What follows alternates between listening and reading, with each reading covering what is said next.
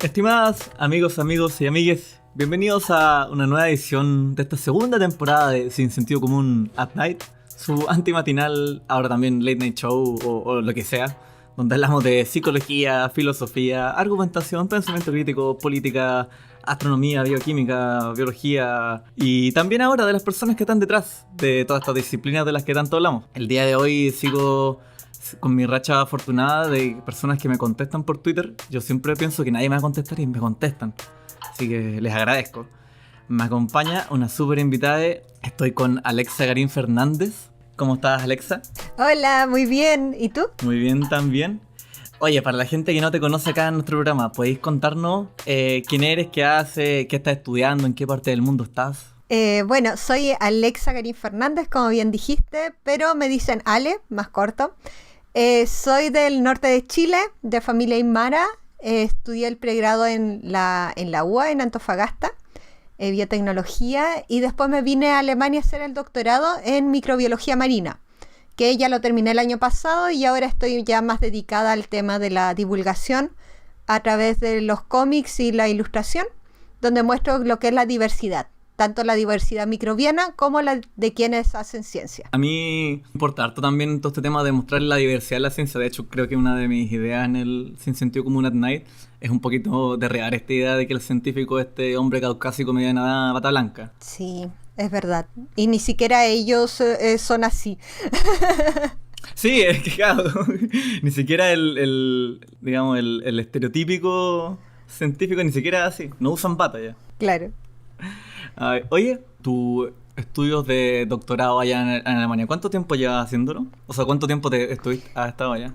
Bueno, yo me vine el 2013 con una beca de la DAD, la cual tenía también un curso de alemán. Así que yo me vine el 2013 como a mitad de ese año a hacer medio año de alemán en Dresde.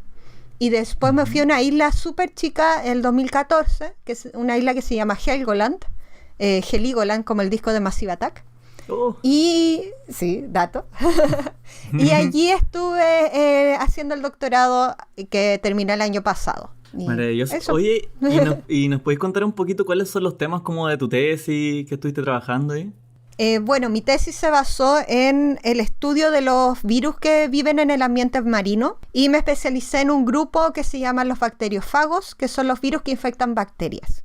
Que a todo esto, la gran mayoría son inocuos para el ser humano, la gran mayoría de los microorganismos también, y son muy pocos los que hacen un efecto dañino. Así como explicarlo, cada ser vivo tiene como un código de barra en su material genético que nos ayuda a identificarles como especie, pero los virus son tan diversos, pero tan diversos, así igual que chiste, que no tienen un código de barras, no existe una forma uniforme de identificarles.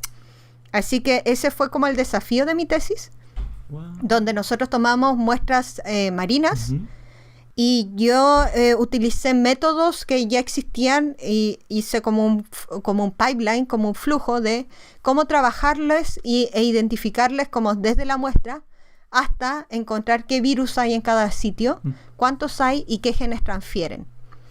Eso por un lado. Y por otro, me especialicé en un grupo de bacteriófagos, de virus que infectan bacterias, que se llaman los vibriófagos, que infectan vibrios como el vibrio cólera, que da la enfermedad del cólera. Y ver si es que estaban traspasando genes que le daban esa capacidad de ser patógeno y generar la enfermedad de cólera. Spoiler alert, no. En el caso de las muestras que tuvimos, no se pueden bañar y todo, no está ese problema, pero tienen habilidades para hacer eso y podría ocurrir en el futuro. Wow. Porque, por ejemplo, la enfermedad del cólera se produce gracias a la toxina del cólera que se produce en este vibrio cólera, tanto cólera, pero esa toxina proviene originalmente de un virus que se infectó y entró en su genoma, en su material genético, y después hizo parte y después la bacteria lo usa para generar esta toxina. Oye, entonces yo quería saber si esto está ocurriendo, puede volver a ocurrir con otra especie. Oye, ¿y cómo pasa esto de que se incorpora el material genético de de otro ser vivo, bueno, de otro elemento vivo, si es que uno los considera vivos, ¿se consideran vivos? Ahí también uno se pierde. Hay debate en eso, pero oficialmente no se consideran seres vivos, son entidades biológicas y en el ambiente traspasan y transportan mucho material genético. Porque en sí los virus infectan un organismo como la bacteria, usan su maquinaria como que la hackean a su favor para que produzcan más virus hasta que explota, en el caso de los virus líticos. Y ahí cuando entra en su maquinaria para hackear el sistema, usa su material genético. Y en eso también se lleva el material que estaba en la bacteria que infectó. Y así se traspasa a otra bacteria y así. ¿Y cómo funciona eso? Como ¿cuáles son los mecanismos? Los mecanismos de infección. Bueno, hay una gran variedad, por eso son súper diversos. En el caso de los virus que infectan bacterias, los fagos, son como 6 modelos, pero los 2 principales es que va, infecta, usa la maquinaria y todo explota, que son los más comunes, y hay otro que se le llama lisogénico, que entra en la bacteria, pero que entra como un estado de letargo. Y así como yo vivo acá dentro de ti, me dejas quedarme y yo te dejo vivir. Y, por ejemplo, en el caso del Vibrio cólera, empezó como un sistema similar a ese, que después el virus no funcionó más en el futuro y se integró completamente. Pero en otras bacterias, si es que se estimula este fago, puede volver a producir. Entonces un poco como la ruleta rusa, así como que le infecta, le da potencialidades, pero si se activa, ahí quedó. Wow. O sea, es un poquito así quizás como Spider-Man de repente, que tiene como la parte buena, claro. Pues como que se le mete Me acuerdo que los monitos de Spider-Man, no sé si alguna vez lo viste, los que hagan como en el Fox Kids, que Spider-Man de repente se convertía en araña. Parece, en el noventero, sí, ¿no? En el noventero. Sí, tengo imágenes en mi subconsciente. Pero claro, algo así. Ya que hablamos de la definición de vida y que estas entidades se reconocen como entidades biológicas, ¿cuál es la diferencia y la diferenciación que se hace ahí para poder decir que un organismo está vivo o no está vivo? Una de las principales diferencias es, por ejemplo, que no tiene este marcador, pero más importante que eso es que necesita de otra célula para subsistir. O sea que el virus de por sí así solito no puede generar otros bebés virus, por así decirlo. Porque necesita entrar adentro de la célula y producir muchas, y así se clonan este virus. Por eso, por ejemplo, si quedan el coronavirus, el SARS-CoV-2, queda en la superficie y no se toca y queda por días, se inactiva y después solo necesita como infectarnos para que haya más. Wow. Yeah. Y esa es la mayor diferencia. Las bacterias pueden sobrevivir como bacterias, no necesita otra cosa, necesita sus nutrientes y todo, pero el virus no. Y esto es como una visión estándar dentro de la biología. Yo me acuerdo, he leído cosas como por el estilo con Varela, digamos como antiguo, que hablan de esta cosa como la autopoiesis, la posibilidad de autoproducirse. Pero no sé en qué están los debates actuales como en esto. Bueno, los debates actuales están más que todos centrados como, entre comillas, se llegó a este consenso de que no son organismos vivos, pero también está el debate porque hay virus, por ejemplo, que sobreviven solo infectando otros virus, los virófagos, por ejemplo. Y también el concepto de vida de por sí es un concepto que el humano lo instauró, no la naturaleza, por así decirlo. Entonces, las clasificaciones también son súper grises. Y, por ejemplo, hay todo un conflicto por definir cuál es especie en el caso de los microorganismos. Por eso, todos esos conceptos que se usan en la ecología de macroorganismos, en los microorganismos es todo muy nebuloso, porque el contacto entre las células es mucho más activo y cercano. Entonces, por ejemplo, hay 2 bacterias que una tiene el virus y la otra no. ¿Sigue siendo la misma especie o es otra especie? Porque tiene cambio en su material genético. Qué bacán estas preguntas. Sí. Y justo me estaba acordando que la Isidora Molina tiene un podcast que se llama Introducciones para armar un dinosaurio, y justo creo que en su capítulo número 2, ella es bioquímica.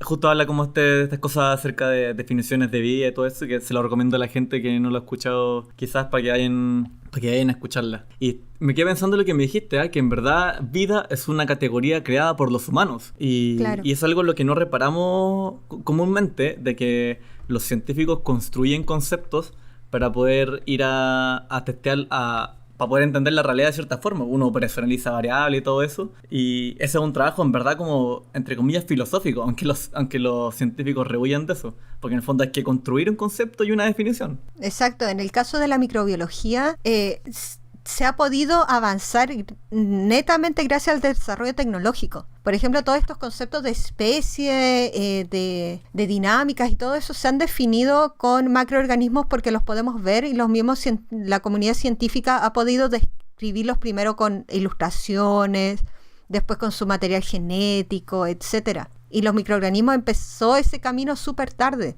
cuando recién se desarrolló el microscopio. Y después con el microscopio electrónico vieron otra estructura y es como, hoy será el mismo, si no. Y todo eso tiene un contexto filosófico, que también tiene que ver cuándo se definieron esos conceptos.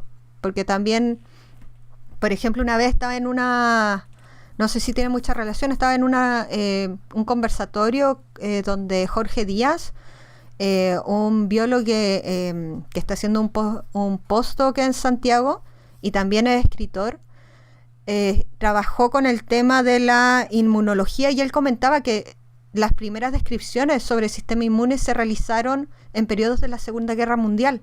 Entonces, por eso todo el vocabulario que usamos tiene un contexto militar. El sistema inmune, anticuerpos, estamos en contra de los organismos que infectan, que nos entran en nuestro territorio. Y eso mismo pasa en otros contextos de microbiología, donde el lenguaje, los conceptos y todo eso tiene todo un contexto de dónde se concibieron esos conceptos, cuándo fue desarrollada la tecnología para acceder y así. Si es que no calza en el esquema de qué es vida, por ejemplo, volviendo al tema, simplemente no entra. Y no es que existan otras formas que la vida pueda funcionar. ¿Por qué tiene que necesitar otro organismo para ser vida o no? Claro. Que son preguntas abiertas. Oye, me recordaste también a Arrival, la llegada, no sé si la viste, esta película de ciencia ficción, donde intentan comunicarse con los extraterrestres como con un juego que es competitivo, en el fondo, que una persona gana a la otra. Entonces como... creo que entonces sí. como que esta cosa de condicionar la comunicación a una actividad competitiva donde yo te puedo ganar o no, como que eso, claro, enmarca la discusión en un cierto tipo de metáfora, como me estás diciendo tú, como el tema de los anticuerpos, por ejemplo, que la gente lo piensa como guerra y cosas así. Exacto. Y todo, también este tema de la guerra, ahora con el tema del COVID y de SARS-CoV-2, se piensa que es esta guerra en contra, este es un enemigo. Y también tiene que ver un contexto político que hay detrás de estos conceptos. Y que los microorganismos no son nuestros enemigos. Sin ellos no podríamos estar. Convivimos con ellos y probablemente gracias a ellos estamos vivos. Yo hasta diría que nosotros somos un vehículo en verdad para un montón de microorganismos. Sí, yo me he quedado pensando mucho y he estado boceteando algunas ideas sobre el tema de qué tanto humanos somos o cuándo empieza el humano. Porque en cuanto a células, por ejemplo, de nuestro cuerpo, un poco más de las células que nos componen, un poco más de la mitad son de microorganismos. ¡Wow! O sea, más que nada, en verdad nosotros no, más que un solo organismo, quizás somos como una ciudad, como... Somos un ecosistema en sí, y que están en relación cercana, que cómo funcionan estos microorganismos también afectan a cómo funcionamos nosotros. Si nuestra comunidad microbiana está en balance, también nos ayuda, por ejemplo, a nuestra salud mental. Se ha visto, por ejemplo, que las personas con depresión, su microbiota, que son los microorganismos que nos componen, están en un desbalance y no está tan enriquecida como antes de la depresión. Y así con otras enfermedades. Entonces, súper interesante eso y cómo pensamos los microorganismos. Qué hermoso. Bueno, a la gente que le interese pueden seguir en Twitter también la Sociedad Chilena de Ecología Microbiana. La RedChem. Sí, exacto. Sí. Que ahí pueden seguir como si les interesa este tipo de temas. Yo lo encuentro fascinante. Estuvimos hablando también harta de estas cosas con Cristina Orador en la primera temporada. Genial. Bueno, en la red chilena, en su Twitter, que es @redchem, si mal no recuerdo, la foto que está de fondo, esa la dibujé yo. ¡Oh, qué maravilla! Oye, yo quiero hablar de la ilustración, pero antes de eso quería preguntarte la última cosa de tu trabajo de tesis, que a propósito de la tecnología igual, ¿con qué máquina, con qué aparato estuviste trabajando para poder hacer tu tesis? Ah, sí. Bueno, ahí también trabajé en la problemática que son los cultivos. Un poco estas placas Petri y estas colonias que se ven en las fotos de cuando se trabaja en microbiología, más o menos un 1% de los microorganismos que existen se pueden cultivar. Entonces, como yo les decía, que nosotros cuando trabajamos con virus, tienen que infectar una bacteria. Entonces, si trabajamos con el 1% que se cultiva, imagínense el poquito por ciento de virus que se pueden cultivar. Entonces, como nada. Así que actualmente están creciendo y haciéndose más accesibles las tecnologías que son las NGS, la secuenciación masiva también conocida, donde en vez de aislar un microorganismo y secuenciar su material genético, se saca todo el material genético que hay en un ambiente y después tú lo puedes separar y decir, ok, este es del organismo A, este es de B y no sé qué. Entonces lo que yo hice en la tesis fue trabajar con el ADN en este caso, desde muestras donde solo habían virus, muestras de agua, e identificar ahí qué virus habían. Entonces utilicé Illumina MiSeq, que es una secuenciación masiva que te da muchas secuencias que después era como un puzzle empezar a poner una con la otra y encontrar qué había ahí. Un poco esta exploración de descubrir qué había en el ambiente. Qué bacán. Oye, y para que la gente se haga una idea, ¿cómo era tu entorno de trabajo, digo, como físico? ¿Estabas en una oficina todo el día, salías de terreno, estabas ahí todo el día en un computador encerrado sin ventana? Bueno, yo como mencioné vivía en Helgoland. Es una isla de 1,5 kilómetros que está en el Mar del Norte. Allí el equipo de investigación fue muy cercano, fue mi familia. Trabajé con Antje Wichels, quien me encanta su visión de los microorganismos, que no es antropogénica, es decir, que no están en función del humano. Así que trabajé con ella todo ese tiempo y bueno, al inicio del doctorado tomamos un cruise, un barco de investigación que se llama el Heike, y estuvimos en el Heike por todo el Mar del Norte y ahí tomando muestras. Después cancelamos la mitad porque hubo una tormenta gigantesca, así como las películas, olas como de 10 metros, No. que para mí yo pensé que era normal porque era la primera vez que iba. Pero no era normal. Y después de esa aventura trabajaba en el laboratorio con los cultivos y las cosas. Y después de eso trabajaba mucho en el computador. Entonces era como en la oficina en el computador, o si no en el Instituto Max Planck en Bremen, donde trabajaba con otros nerds que trabajaban solo en el computador. Pero lo bueno de eso es que igual podía, no sé, en el verano y me quedaba afuerita, ponía un parasol o algo así y estaba con mis notebooks y haciendo análisis bioinformáticos bajo el solcito. Súper. Agradable. Y bueno, y esa isla también tiene una playa, bueno, una parte bien turística Alemania. Así que allí a veces imprimíamos paper y nos íbamos al Dune, donde había una playa y no había nadie, y ahí leíamos paper, ¿no? Una cosa súper estresante para trabajar.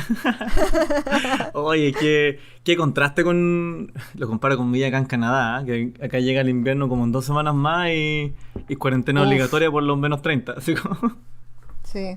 No, pero mira, como soy del norte, para mí se me hacía muy fuerte cuando ya era invierno, porque como isla que está lejos de la costa, hay muchas tormentas, entonces a veces no habían barcos, estaba siempre lloviendo, pero lluvia con viento, porque no había ningún límite como en montaña. Así que ahí era la lluvia, aún después de estos años me cuesta acostumbrarme.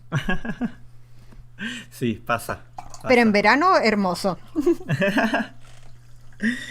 Oye, ¿y te cambió mucho el flujo como de trabajo con el COVID ahora? Bueno, yo ya terminé, así que ahora estoy trabajando en la parte de divulgación. Así que para eso no salgo mucho tampoco. Y antes estaba escribiendo el doctorado, así que llevaba como Estaba escribiendo el manuscrito de la tesis, así que ya estaba haciendo cuarentena preparándome. Claro, la cuarentena de la tesis. Qué terrible. A mí me toca empezar mi tesis ahora, el máster. En fin. Uf, valor. Gracias. Oye, ya que hablaste de tu trabajo de divulgación, pasémonos para ese lado. Po. Yo quería preguntarte... Pasémosle a lo bueno. Yo quería preguntar, ¿cómo empezaste la divulgación? Bueno, yo siempre me ha gustado el tema del dibujo. De hecho, me encanta el anime, el cómics, esas cosas, los mangas, los videojuegos, aunque soy pésima jugando, pero igual me gusta. Mis amigos que juegan Pokémon sabrán bien eso. Pero siempre lo hacía por mi parte de dibujo como aparte. Y el 2015, Gonzalo Fuentes, quien estaba trabajando con Cristina Dorador para un proyecto de Explora. Yo trabajé con ella en Antofagasta, entonces desde ahí nos conocíamos. Gonzalo me contactó porque tenían una idea para hacer un libro para colorear, para niñas que se llamaba... se llamó al final Microbio, la bacteria. Y me encantó la idea, quería participar. Y eso me llamó, no sé, un lunes. Y me dijo, oye, tengo esta idea, hagamos este libro, no sé qué. Ya, genial, ¿cuándo es? El sábado. ¿Qué? Como, sí, así como, insértame aquí, así como, ¿qué? Y yo estaba haciendo el doctorado, entonces como... Gonzalo, ¿entenderás? No le dije de esa manera, así como, ¿qué pasa? Que no entenderás que es difícil trabajar en eso. Pero me gustó tanto la idea de poder utilizar mis dibujos con un contexto científico, que lo hicimos igual. Y después de harto café, salió el sábado y se publicó en creo que era Puerto Ideas de ese año que fue en Antofagasta. Uh-huh. Y desde ahí no paré. De ahí entendí que me divertí mucho y la gente entendía, y eso fue un libro para niñas, y fue muy bonito ver a chiquiturris como de 5 o 6 años con su libro y pintando a Mick, y era como, no, yo quiero seguir haciendo eso. Así que cada vez que tenía un tiempito dibujaba tanto temas de microbiología como mi vida haciendo ciencia. Así que ahora me enfoco en el tema de la diversidad. Así, la diversidad tanto microbiana como humana de quienes investigan. Oye, qué hermoso. ¿Se puede encontrar en alguna parte del internet ese libro? Ese libro va a estar disponible, bueno, ya está disponible en la página web mía, que se llama microbiale.net. Podemos dejar el link por ahí en la red cuando estemos publicando este podcast. Sí. Vamos corriendo un poco la cortina, lo estamos grabando un tiempo antes de que se estrene la página, pero cuando se estrene el capítulo ya va a estar... Y ahí van a tener acceso no solo a ese proyecto y a ese libro, sino a un montón de material, tanto sobre el COVID como diversidad de quienes hacen STEM, o ciencias también, como conceptos de microbiología, y también una exploración en la parte de ensayos y etcétera. Hay muchos proyectos, creo que son más o menos 12 los que enlisté. Sí, diferentes temas donde hay mucho ahí para explorar. Tanto algunos videos que también están en mi canal de YouTube como MicrobioBac, como ilustraciones que están en las redes sociales, que también es MicrobioBac. Qué hermoso. A mí me gusta mucho, hace un rato estaba mirando los Corona Comics que hiciste. Sí. Y las recomendaciones están maravillosas, hermosas. Vayan a ver las personas, vayan a verlo porque está genial. Bueno, igual lo voy a compartir por ahí en redes sociales, así que... Súper. Te quería preguntar igual, ¿por qué es importante la divulgación para ti? Bueno, por muchas razones. Empezando, por ejemplo, el tema de la microbiología. Ahora más que nunca vemos lo importante que es que toda la comunidad sepa la importancia del conocimiento científico y de lo que se está desarrollando. Por un lado, entender que la ciencia la hacen personas y que no es como un hecho que te llega como y así es la naturaleza, o como así es el SARS-CoV-2 y así funciona. No, porque son científicos quienes están investigando esto y están encontrando hipótesis y testeándolas. Y es importante que la comunidad valide eso y que entienda que el conocimiento sustentado hay que apoyarlo. Y si te dicen, al principio decían que no había que llevar más mascarilla, y ahora se entiende que sí, porque hay suficiente información que lo respalda. Pucha, sí, llevemos mascarilla, hagámoslo. porque hay un conocimiento científico detrás que nos va a ayudar. Por otro lado, el tema de la diversidad de quienes realizan academia, a mí me pasó que igual sentía que, por ejemplo, el tema de salud mental no se habla mucho y como que se deshumaniza quienes hacen ciencia, como esto mismo, que es como el hecho y no de quienes lo hacemos. Y quería también demostrar eso, que somos personas quienes las hacemos y que somos súper diversos. Y también así inspirar a otra gente, tal vez quienes me estaban oyendo y quisieran hacer ciencia y pensar, no, es que no soy un genio o genia. No, mentira, así como hay de todo. Necesitamos desarrollar el pensamiento crítico y las ganas también para desarrollar proyectos científicos. Y no es este talento innato como que aparece. Y siento que es importante que la gente sepa eso también. Sí, y yo pensaba igual que esto que decías de la salud mental, en verdad se habla súper poco. Claro. Y los índices de problemas de salud mental entre científicos, estudiantes de doctorado, magíster, son, digamos, los índices de problemas de salud mental son súper altos. Exacto. Y se tiene súper normalizado porque entre comillas, la industria de la academia es súper competitiva. En cuanto tienes que tener no sé cuántas publicaciones y tener no sé cuántos estudiantes y llevar a cabo postulaciones para otros proyectos y investigación de calidad, etcétera. Entonces es súper demandante. Había una publicación sobre porcentaje de estudiantes de doctorado con problemas de salud mental y era como 1/3 de los que habían respondido en esa encuesta que se hizo el estudio.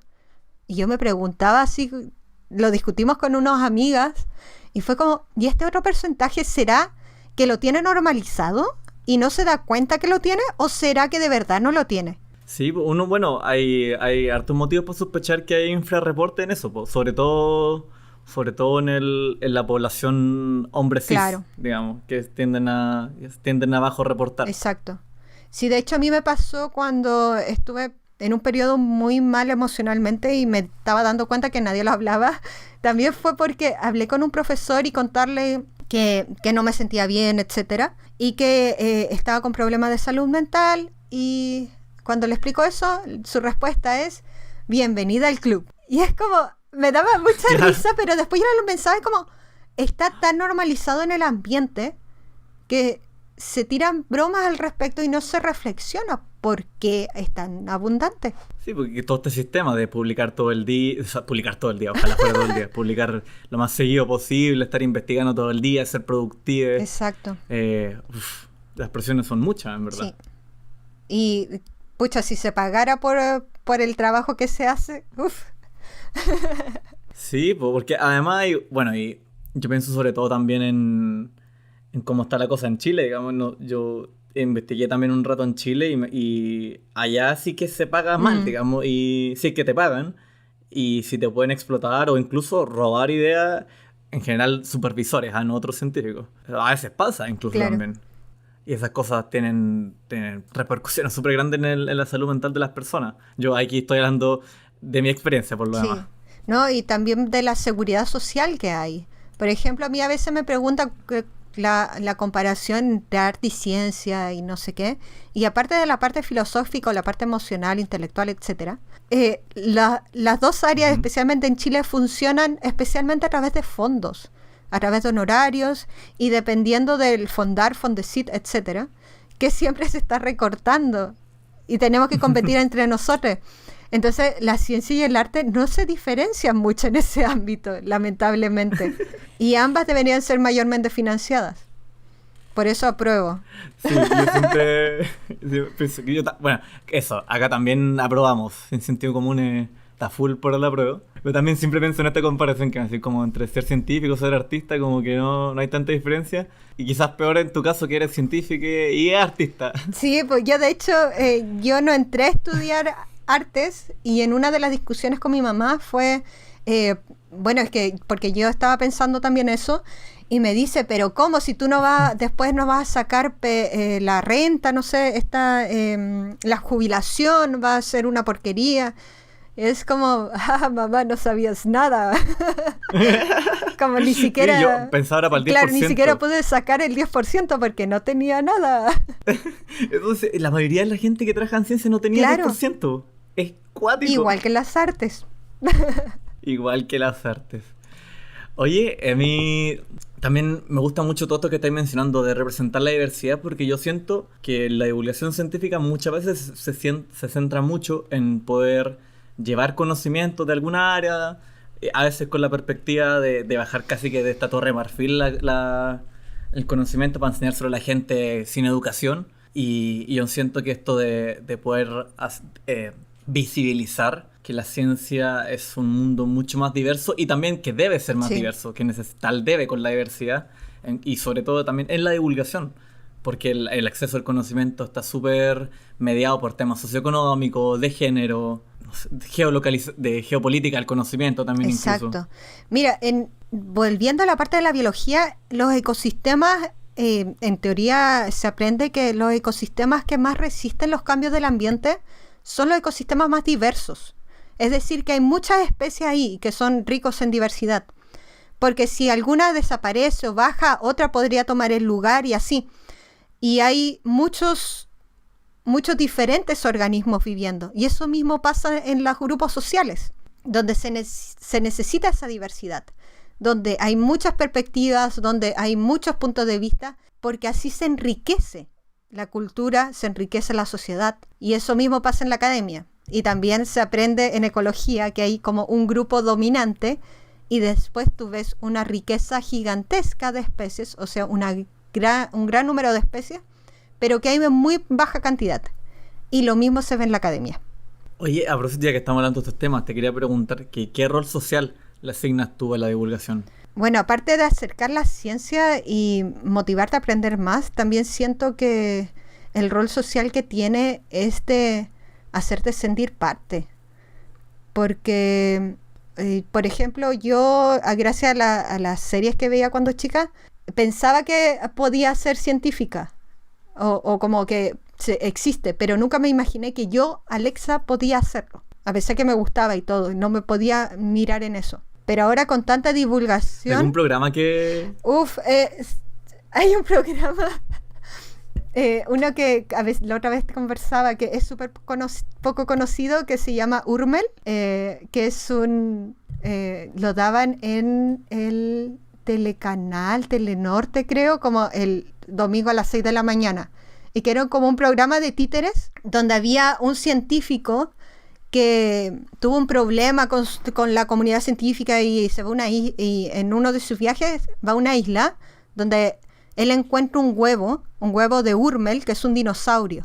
Y él pensaba que si es que lo llevaba a la ciudad, los científicos lo iban a tomar y lo iban a, no a experimentar con ello, pero sí no lo iban a dejar desarrollarse como debía. Entonces él se queda en la isla y lo oculta. Y vive ahí con muchos animales y todos pronuncian diferente y es como para niños como de 5 o 4 años para aprender a modular y todo eso. Después con otra serie, no sé, Hora de Aventura con la princesa Bubblegum, etcétera.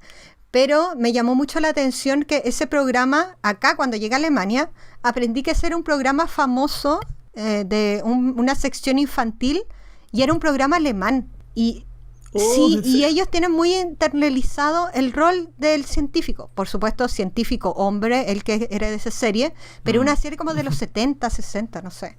Entonces como que esa conexión en los programas infantiles me daba la sensación de que podía acercar más a la gente. Ahora lo reflexiono de esa manera. Por supuesto, cuando chica me encantaba porque él estaba con su Urmel y le enseñaba cosas. Pero ahora lo reflexiono con esa cercanía que había, porque uno no veía comúnmente gente que hacía ciencia. O el mundo de Big Man, así como yo alucinaba. Alemania, mándenos más Urmel, menos casts, por favor. Exacto. Te quería preguntar también, ¿cómo separas, si es que lo haces, por lo demás, las cosas de las que quieres hablar, de las que no quieres hablar? Estoy pensando aquí sobre todo como en la presencia en redes sociales. Que mucha gente a los divulgadores de ciencia, cuando se pronuncian sobre cosas políticas, por ejemplo, les dicen cosas como vuelve a la ciencia, o solo habla de esto, o qué sé yo, ¿cachai? Yo he visto que el José Utreras, que yo lo entrevisté hace Ujú. poquito también, que hace divulgación también con ilustración, pero de astronomía, que a veces postea cosas y la gente le dice, no, vuelve a los dibujos de planetas mejor. Y así como, wow, pero nosotros somos personas y también tenemos nuestras visiones y por lo demás estoy súper de acuerdo con él. Claro, los temas que no me gustan hablar son los temas de controversiales, solo porque causan controversia. En sí es como hablar, claro, la controversia por los likes. Como que no me gusta hablar de eso. Y como que igual siento que hay temas importantes para hablar y tengo que aprender cómo trabajar con esas herramientas. Pero temas como, por ejemplo, política, diversidades de identidad de género y sexuales, como que yo las hablo y tú puedes ver en mis dibujos que sí hay un contexto político en cada cosa. Porque yo agradezco mucho que con quienes he trabajado nunca me han limitado en eso, en mis redes personales. Y también la ciencia es política. Hay algo que a mí me gusta mucho de los virus, que bueno, actualmente la crisis que hay por la resistencia a antibióticos, por ejemplo, ocurrió por un contexto político. No directamente, pero así como el dato freak, cuando eran los periodos de la guerra, de la Segunda Guerra, y estaban la carrera espacial por quién llegaba primero a la Luna entre la URSS y Estados Unidos, también había otra carrera que se conoció menos al parecer, que era la carrera en la medicina. Y Estados Unidos utilizaba los antibióticos y apareció esto de Fleming con la... No era Fleming, no recuerdo, con la penicilina y todo este trabajo y desarrollo en esta área. Pero por otro lado, en la URSS estaban trabajando con los bacteriófagos, que como yo te decía al inicio, infectan una bacteria y la bacteria se muere. Los fagos son tan específicos que pueden infectar una bacteria de cierta cepa dentro de una especie. O sea, no matan a toda la especie o todas las bacterias. Como cuando tomamos antibióticos y después tenemos que ir al baño todo el día, porque nos mata todo. Entonces, los bacteriófagos infectan esto en específico y se estaba desarrollando esta investigación que estaba resultando bastante interesante, pero ya sabemos quién ganó en la guerra. Y ahora se utiliza solo antibiótico y están apareciendo bacterias que resisten todos los antibióticos, o la gran mayoría, y no se sabe cómo combatirla. Y ahora recién está reapareciendo esto que se dejó en los tiempos de la URSS, que es la terapia con fagos.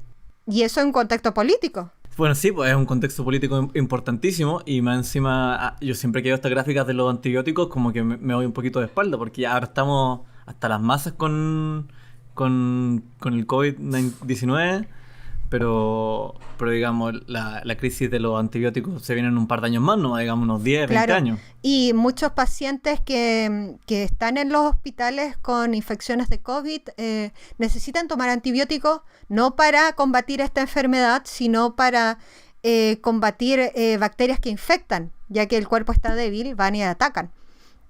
Y se están haciendo resistentes al mismo tiempo. Sí. Wow. Entonces, volviendo a Bueno. esa pregunta, la ciencia tiene un contexto político. Los fondos que se están dando actualmente vienen de un contexto político de acuerdo a las prioridades de país, etcétera. Entonces, yo siento que es súper importante hablar de política, pero no decir ¿cómo explicarlo? Se necesita también ese puente, como la ciencia diplomática, por ejemplo, y se necesita hablar de eso. Claro. Y bueno, a mí también me interesa mucho el tema, imagino que a ti también, del centralismo. Por ejemplo, Exacto. a propósito de contextos políticos que nos atañen más a nosotros que somos chilenos. Porque en Chile, y sobre todo de regiones, que sabemos que todos los fondos se asignan en general a gente de Santiago o lo asignan desde Santiago y que siempre se ve que irse a regiones como un castigo o un sacrificio, cuando en verdad en las regiones pasa de todo. O sea, hasta hay gente muy capaz, universidades muy buenas, equipos muy buenos, y uno es como, ¿por qué no los financian más? ¿Por qué no los toman más en cuenta? Exacto. Ojalá tuviera una respuesta para eso. Bueno, creo que la sabemos, pero sí, estoy totalmente de acuerdo. Se necesita la descentralización y los proyectos al final siempre se van en Santiago, y cuando se van a regiones se van en el perfil estereotípico, entre comillas, de lo que tiene que tener cada región. Yo cuando estudié pregrado, yo creo que si mi profe de biominería se acuerda, se debe acordar de mí, porque a mí siempre me daba rabia que, bueno, estaba la carrera súper enfocada a biotecnología en el tema de la minería, y cuando hablaban de biominería era como, pucha, me daba tanta rabia porque todo era sobre esto de la producción, y es como, oye, hay muchas más cosas fuera de eso. La región tiene muchas más cosas más allá de la minería. Y si hablamos de la minería, no solo en la producción, también en la bioremediación, por ejemplo. Cómo tratar después que se extraen los lugares para que vuelvan a ser los ecosistemas que eran. Pero, claro, las prioridades es producir más cobre. Siempre. Generar más dinero. Y lo terrible es que esa plata que se genera, ese dinero que se genera en las regiones, no vuelva a las regiones. Exactamente. Más encima. ¿Qué desafío encuentras tú que hay para la divulgación específicamente desde las regiones? Bueno, yo creo que es muy importante que se trabaje en la identidad local. Así como hablamos de la diversidad y que todos somos diferentes y todo, la identidad chilena para mí no existe. Es como, Chile es tan variado, o el territorio chileno es tan variado que no existe como una sola forma de ser y una sola forma de que se hace ciencia. Y siento que la identidad local de la divulgación también es súper importante. Por un lado, que los divulgadores comuniquen a otras zonas qué se está haciendo en la región con una identidad local y realizada por quienes están desarrollando ciencia allí. Y por otro lado, que la misma gente local sepa lo que está ocurriendo en sus territorios. Porque como dice, esto de centralismo hace que solo sepamos lo que está ocurriendo en Santiago. Entonces, por ejemplo, yo soy mentor en un programa de mentoría gratuita, si quieren entrar, a ECPAPALEC, donde se le da apoyo profesional a quien quiera, no sé, seguir en ciencia o en otra área profesional. Y allí me escribe mucha gente de región, pero en el caso de Perú, preguntando mi contexto, preguntando cómo se siente, porque es súper importante que la gente de los territorios que no son las grandes capitales sepan que la gente de región también está desarrollando ciencia y que también está desarrollando ciencia de calidad. Y durante ese mismo periodo que estaba siendo mentora, he tenido que empezar mi proceso de aceptación también que soy aymara, a pesar que no hablo la lengua, porque es súper necesario visibilizar que las personas indígenas también somos capaces de desarrollar ciencia y también somos capaces de ser investigadores de calidad. Estoy súper de acuerdo contigo, y yo pienso también últimamente, justo ahora el Licura Chihuahua se ganó el Premio Nacional de Literatura, pero pienso también, digamos, para el sur, toda la gente con background de distintas etnias, también hay gente haciendo ciencia y nadie los conoce, nadie les conoce. Claro, y falta la vinculación ahí. Por ejemplo, en Rapa Nui no hay universidades. Si terminas el colegio y quieres seguir una carrera universitaria, tienes que irte al Conti. Entonces también hay un trabajo no solo de la divulgación, de contar que es importante el desarrollo científico, pero también de la implementación de los espacios para que se desarrollen.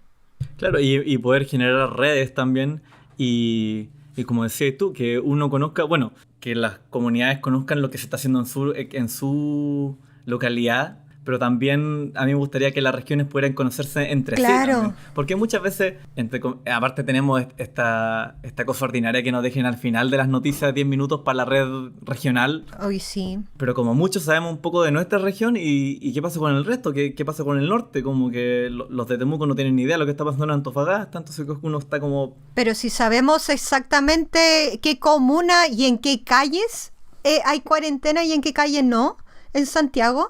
pero no sabemos qué está pasando en regiones. Por ejemplo, en los pueblos del altiplano están sufriendo mucho con la cuarentena, que no se está haciendo, que no se está informando. Y ahí, por ejemplo, entra también la divulgación en un contexto local. Porque, por ejemplo, hablaba con una colega que trabaja en la radio Aini, que está en Putre, y ellas están haciendo traducciones de los métodos de prevención de COVID en quechua y aymara. Pero eso dentro del Ministerio de Salud, que yo sepa, no se está haciendo, porque se está pensando en hacer el contexto local de Santiago. Traducciones al criolé en la tele, por ejemplo, para informar esto no hay. Traducciones en otras lenguas indígenas tampoco. Ay, ya me dio rabia. Oye, que estoy así como que quedo Me estoy deprimiendo Claro, ya. pero es que eso también es una deuda que es mucho más amplia del caso de la divulgación. Pero la divulgación es una arista a eso, es una arista a ese puente, que también se tiene que invertir Sí, más po. en eso. Oye, a propósito de este tipo de cosas, yo quería preguntarte también, ¿hay algo con lo que tú sueñas ahora que quieras hacer en cuanto a divulgación, pero que no puedas hacer por a veces motivos tecnológicos, COVID, te falta un equipo más grande, qué sé yo? Así soñando, a mí me Sí, soñando. encantaría hacer una serie animada. Así, chan, chan, la Ya, dejo ahí. ya saben, ¿ah? Si están escuchando acá, ahí contacten, Sí, contacten. mira, y ahora calzaría súper para los periodos de televisión educativa. En todo caso, ¿ah? Bueno, a propósito de eso, me fijé que estaban teniendo un evento con SciArt Latam, ¿o no? Sí, eso es en la última semana de septiembre, así Ajá, que seguramente cuando esté el podcast lanzado ya va a estar. Y allí van a poder ver mis trabajos perfecto. también en la red latinoamericana de SciArt. Sí. Qué hermoso. Te quería preguntar un poquito, un par de cosas más acerca de la ilustración, como más en específico también. Que es dos preguntas en verdad grandes. ¿Qué es para ti ilustrar como medio?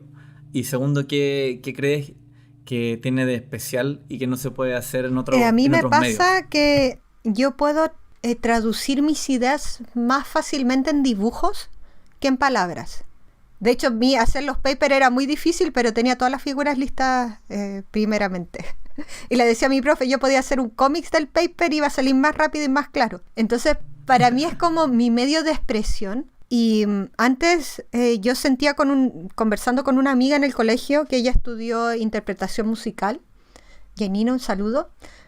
Yo sentía que las artes eran como el medio de salvación personal y la ciencia era el medio de salvación para la comunidad, como para el resto y el otro es para uno. Y estaba muy errónea en eso. Siento que las dos son para los dos lados. Este es una vía, la ilustración es una vía universal de expresión. No importa en qué idioma tú pienses, en qué idioma hables, si ves una ilustración, te va a causar algo, vas a entender algo, dependiendo de la herramienta, sea lo que quieras expresar, tanto artística como en la parte de divulgación.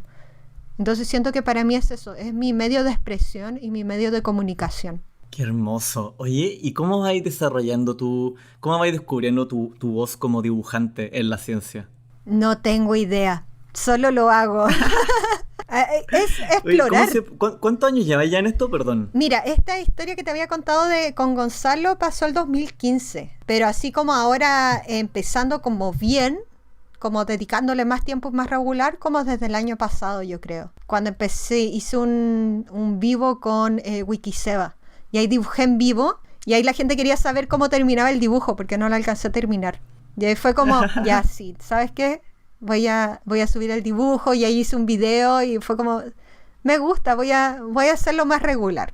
¿Qué proceso de aprendizaje has tenido como en torno a la ilustración? Me imagino que aprender a trabajar con paletas de colores, por ejemplo, en ese tipo de cosas estoy pensando. He aprendido a aplicar lo que ya sabía, porque bueno, yo estudié en un colegio artístico y en teoría yo estudié teatro, pero igual yo me colaba en las clases de pintura, estaba igual en un taller de cómics en el estudio R9, que después hacían los eventos de Dibujona en Antofagasta. Yo estuve ahí en los primeros medios tiempos y ahora como que aplicaba y ahora como que aplico esas herramientas que yo sabía en teoría de, por ejemplo, el uso del color para la sensación que tú quieres dar, la composición y para dar una cierta sensación o continuidad en el caso del cómics, etcétera.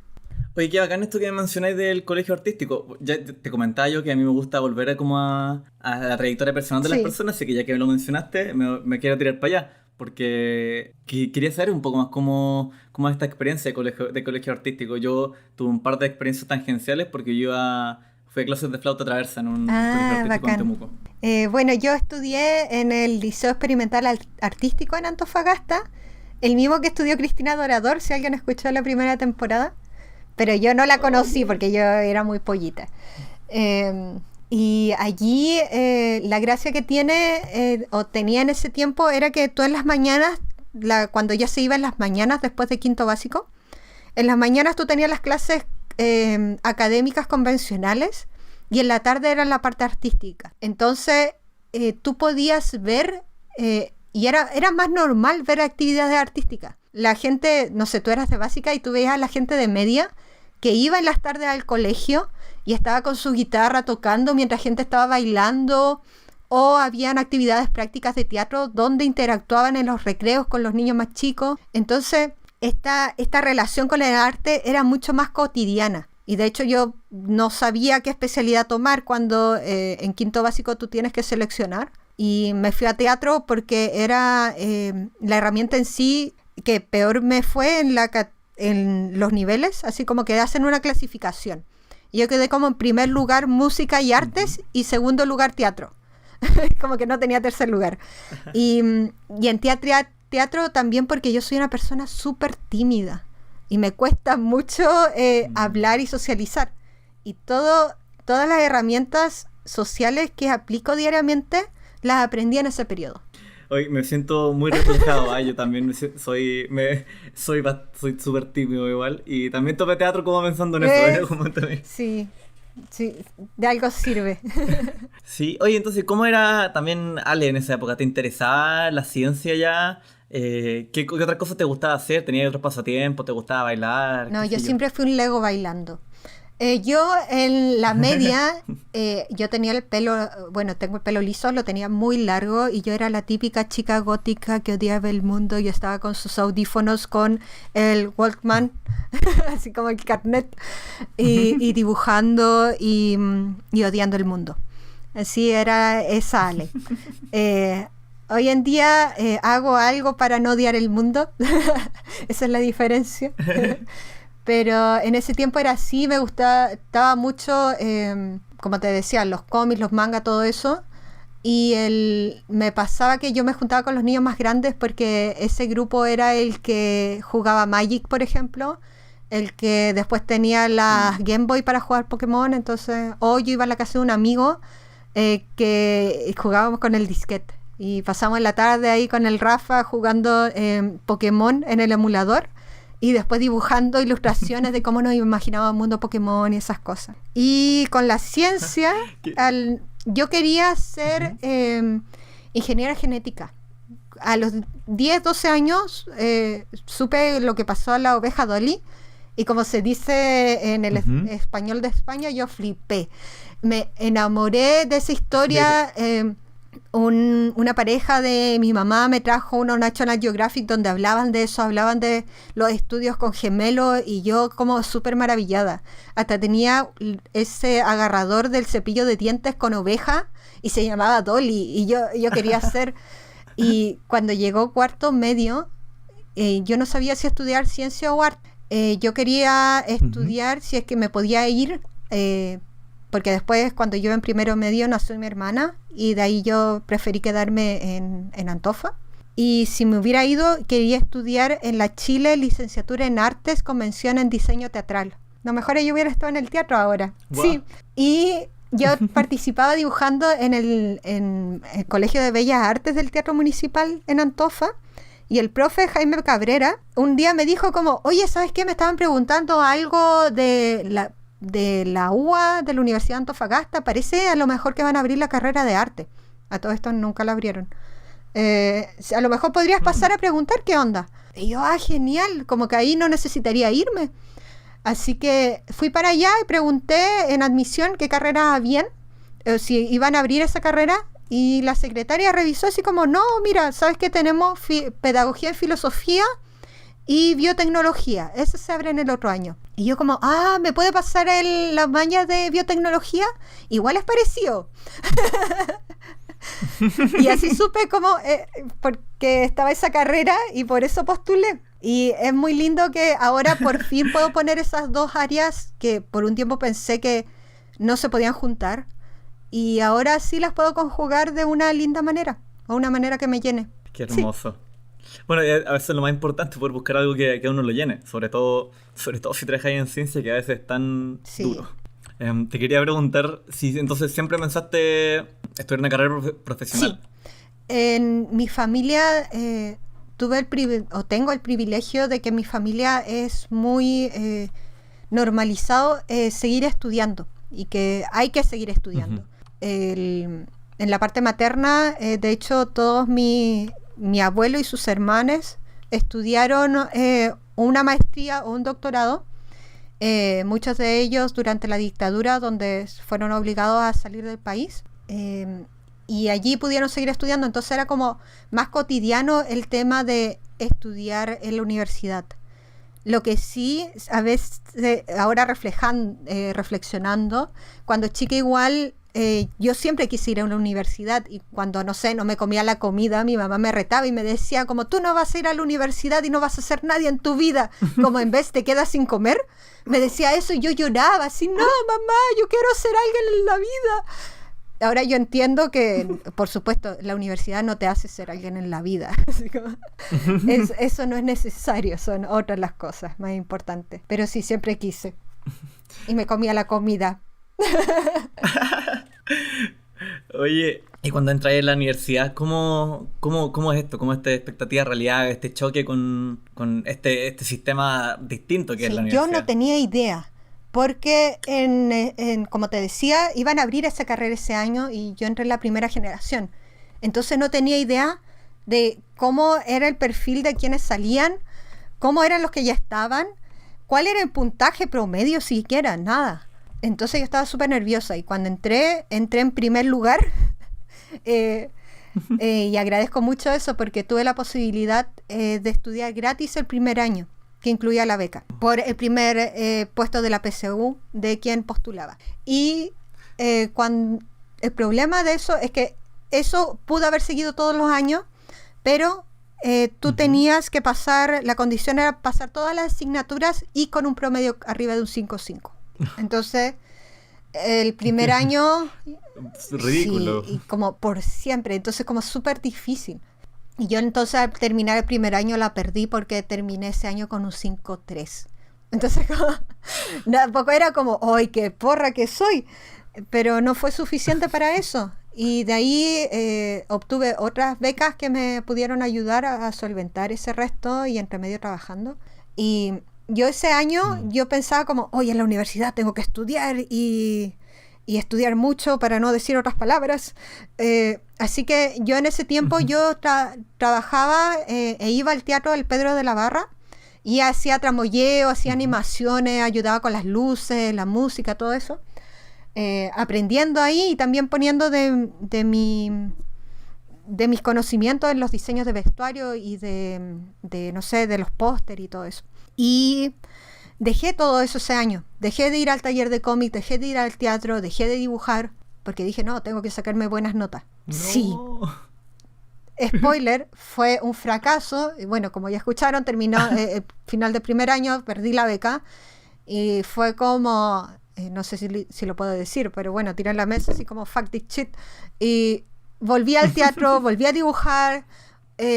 Ya no importa, voy a hacer las cosas que me gustan y empecé, no sé, a ir a los laboratorios a aprender como de voluntaria y irónicamente mis notas subieron en ese tiempo cuando hacía otras cosas que no era solo estudiar. O sea, es importantísimo poder seguir y poder persiguiendo las pasiones personales porque si no, en verdad, uno se aburre. Exacto, y bueno, la universidad, como mi mamá me decía, es un universo y hay que explorarlo. Si te vas de tu casa a la sala y viceversa, no vas a disfrutar lo que es una universidad. Y si te sientes más cómodo y estás con ese excitement y esa emoción de aprender cosas nuevas, por supuesto que después va a tener una consecuencia positiva en tus clases. Porque vas a estar con la predisposición y no con el peso de tengo que sacarme buena nota porque si no, no voy a tener para pagar la universidad y no voy a poder estudiar. Claro, y al final manteniendo viva esa curiosidad que para mí es lo fundamental en verdad si uno quiere dedicarse al trabajo científico y en verdad a cualquier tipo de exploración, a exploración artística, poder mantener viva como esa llama de querer saber un poquito más, de querer como empujar un poquito más. Exacto, bueno, si la educación fuera gratuita y sin fines de lucro, también daría tiempo para no solo trabajar para pagar la mensualidad, sino también de hacer estas otras cosas que te llenen. Sí. Oye, ¿alguna cosa en particular que te haya costado cuando entraste a la U? El único ramo que me eché fue bioinformática, bioestadística, perdón.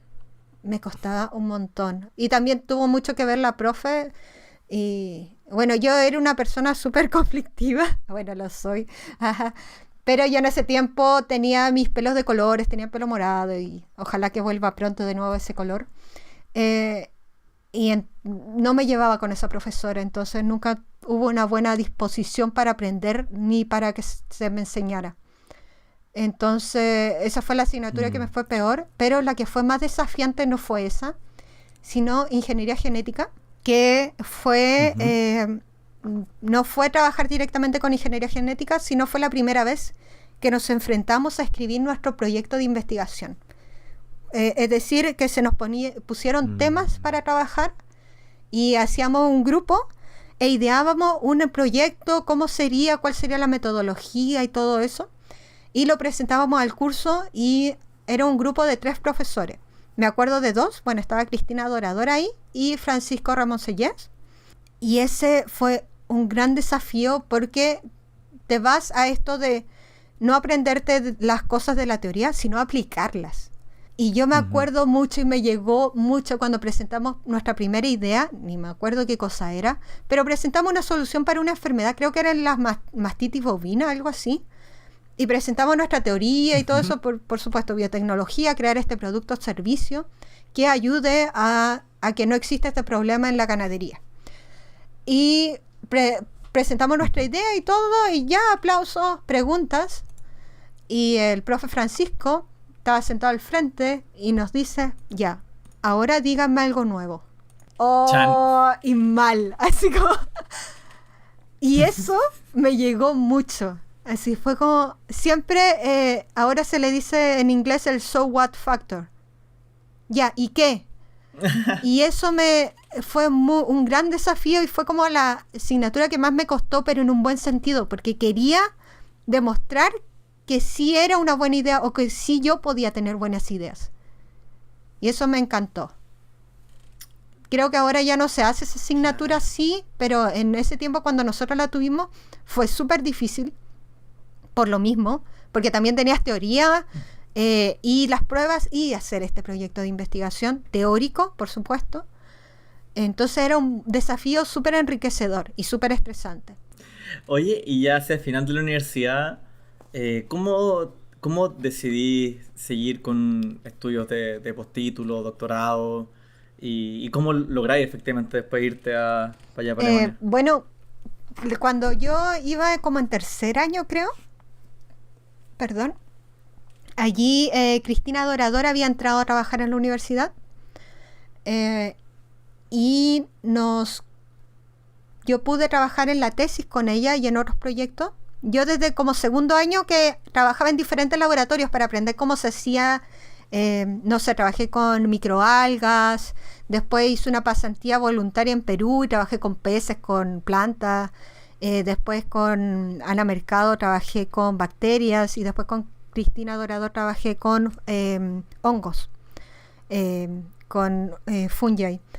Y con ella un día conversando nos preguntó qué íbamos a hacer después y yo no sé, y después le pregunté cómo lo hizo usted para estudiar afuera. Y ahí va también el tema de visibilizar y de la representación, porque ella también era de Antofa, también era de región.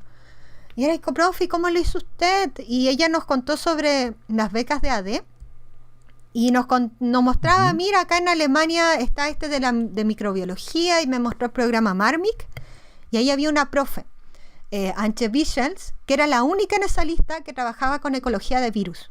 Y yo, ¡ay, qué bacán! Siempre he querido trabajar con virus. Y como pudiste escuchar, como que he trabajado con casi todos los organismos y era como, ¡ay, me falta virus en la lista! Y él escribió el correo y lo guardé por semanas. Como que me daba mucho miedo apretar enviar. Y la profesora Marta Henst, que ese también un consejo que le doy a mis mentees en este programa de mentoría.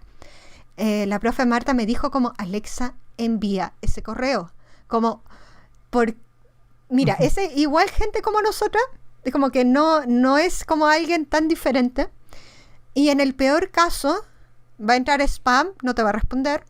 Y si te responde, en el peor de los casos te va a decir, mira, ¿sabes qué? No tenemos lugar, no tenemos plata, pero puedes venir a hacer una pasantía. Que no es malo, para nada, y ahí podía empezar a buscar fondos y no sé qué. Entonces, el peor de los casos es que no te responda y quedas igual, que no es tan malo, porque no te quitan nada. Y el peor de los casos, si te responde, ya es bacán. Y fue como, ya sí, ya bueno, ya, lo aprieto a enviar. Y lo envié, y ahí me dijo que, mira, ¿sabes qué? No, gracias por escribir, no tenemos fondos, pero podríamos postular esta beca de AD. Y fue como, es lo mismo que postuló la profe. Y ahí empezamos a trabajar juntas con Anche en escribir la propuesta, y el primer año no la saqué, y la saqué al segundo año de postulación. Y eso fue como decidí estudiar el doctorado. Oye, qué importante esto que decís tú de poder visibilizar las opciones y posibilidades. Y porque porque uno a veces no se imagina cuando uno está en las regiones, como mucho sueña con irse a Santiago, entre comillas, que por lo demás capaz que no es tan buen sueño. Y ya, digamos, y hay tantas posibilidades de poder irse para afuera, y esto mismo que me decís tú, que hay que enviar los correos y en el peor de los casos están a decir que no nomás. Y es súper importante esa representación y con ver que otra gente hace esas cosas. A mí me pasó que cuando me fui, un amigo me dijo, me abrazó así, estábamos en un carrete, y como, bueno, si tú pudiste, ¿cómo yo no voy a poder? Y también era chistoso porque, como te digo, yo no era la chica con las mejores notas ni la más destacada, pero pude hacerlo. Y hoy día la gran mayoría del equipo de estudiantes que trabajó con la profe Cristina en ese tiempo han hecho un posgrado, y la mayoría han hecho un posgrado en el extranjero. Y eso habla por sí solo. Bueno, y no porque el extranjero sea un lugar, la panacea, digamos, es porque la posibilidad de colaborar con gente con ambientes diversos, como hablamos al principio, yo creo que es lo más enriquecedor. Claro, y ese sueño también, como a mí me costaba, hasta que no me lo dijo, yo no me imaginé así como yo, Ale, estudiando afuera. Y yo cuando chica, aparte de ese sueño de la Dolly, a mí una profe nos hablaba, la profe de química, una vez nos habló acerca de los científicos kamikaze, que le decía. Un día en media, y hablaba de que estaban estos científicos que hacían como temas súper difíciles o como súper riesgosos, y que no sé, ¿cómo se llama? La solución al cáncer ya estaba, pero cuando se iba a publicar como le apareció una bala en la cabeza al científico y no sé qué. Y era como, yo quiero ser ese científico, el que esté en los lugares extremos, el que no haga que haga las cosas que los demás no quieren hacer porque tienen una familia que cuidar y no sé qué. Y me imaginaba yendo al fondo del volcán. No me preguntéis qué cosa haciendo en el fondo del volcán, pero me imaginaba así. Y cuando la profe me dijo que podía estudiar afuera, fue como, en verdad, ese sueño sí lo puedo hacer. Y después yo estaba en el Mar del Norte, en una tormenta en medio de la nada, donde tú a donde mirabas no había ninguna luz. Y yo ahí cuando me di cuenta como, este es mi sueño de chica, de ir a ese lugar extremo. Y me puse a llorar, por supuesto. Pero... me dan ganas de llorar a mí ahora. No, pero fue muy emocionante como visibilizar y sentirse que tú también puedes hacer eso. Qué hermoso. Oye, ya estamos llegando al final de la hora ya de nuestro programa. Primero que todo quería darte muchísimas gracias por compartir toda tu historia con nosotros. Bueno, no toda, pero una buena parte de tu historia con nosotros. Lo aprecio caleta, sobre todo en estos tiempos turbulentos de COVID. Pero antes de terminar, a mí siempre me gusta dejarle un espacio a nuestros invitados para que si quieren mandar algún saludo, o quieran dejar algún mensaje, alguna cruzada personal, puedan hacerlo. Así que antes de despedirnos de la gente, este espacio es para ti. Así que dale. Gracias. Gracias de nuevo, Arturo, por la invitación. La aprecio mucho, de verdad. Creo que entre medio ya di bastantes saludos, así que quiero dar un mensaje a quienes no necesariamente ciencia o arte, lo que quieran hacer que les llene y están pensando en dar ese paso y no están seguros. Les quiero decir que especialmente las mujeres, que háganlo igual. Que lo que ustedes decidan hacer y que quieran hacer de su vida, juéguensela, aunque sea por probar. Y si no funciona, se puede hacer otro camino. Pero si no se quieren tirar a la piscina, por así decirlo, por el que dirán, por el que te van a juzgar, porque es difícil. Hacer ciencia como mujer migrante es súper difícil, pero vale la pena. Porque si eres mujer, por ejemplo, te van a criticar por lo que sea. Si quieres ser mamá, si no quieres ser mamá, si quieres pelo largo, si quieres pelo corto, por tu identidad de género, por tu identidad sexual, etc. Hasta por si usas o no falda. Te van a juzgar por todo. Así que no te preocupes por el que dirán y tírate. Caso cerrado. Caso cerrado. Oye, qué maravilloso mensaje. Yo lo único que voy a añadir ahora nomás es muchas gracias a la gente que nos ha escuchado. Si nos han prestado oreja hasta este momento, lo agradecemos mucho. Sobre todo porque hay 100.000 podcasts hoy en día y la capacidad atencional siempre es limitada. Así que muchas gracias por escucharnos y no se olviden de compartir el programa. No porque a mí me importe que el podcast sea famoso, pero yo creo que este tipo de mensajes que tienen nuestros invitados son súper importantes y me gustaría que más gente lo escuchara. Así que bueno, de nuevo muchas gracias Alexa por estar con nosotros y a nuestros auditores les decimos que nos vemos en una siguiente entrega de Sin Sentido Común at Night. Hasta pronto.